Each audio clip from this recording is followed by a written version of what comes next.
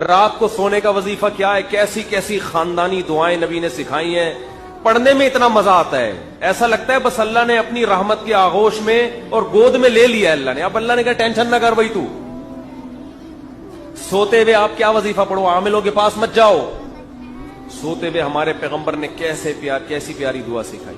اللہم انی اسلمت نفسی الیک، اے اللہ میں اپنی جان کو تیرے حوالے کر، کیونکہ اب میں سو رہا ہوں وہ کچھ بھی ہو سکتا ہے، میں اپنی جان کو تیرے حوالے کر رہا ہوں. ووجہت وجہی الیک، اپنے چہرے کو تیری طرف پھیر رہا ہوں، یعنی پوری توجہ تیری طرف کر رہا ہوں.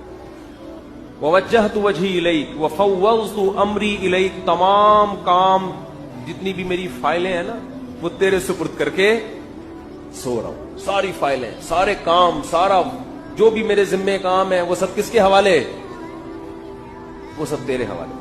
وفوضت امری الیک والجأت ظہری الیک، اپنی کمر کو تیرے حوالے کر رہا ہوں، اس کی حفاظت کرنا. یہ کنایا ہے جان کی حفاظت کے، جیسے کہتے ہیں نا کمر مضبوط کی، تو مراد کیا ہوتا ہے، اس پورے انسان کو سپورٹ کیا. والجأت ظہری الیک لا ملجأ ولا منجا منک الا الیک، اے اللہ اگر تو مجھے کوئی مصیبت دینا چاہے، جو انسان بھی نقصان پہنچا رہا ہے تو اس میں اللہ کے ارادے کا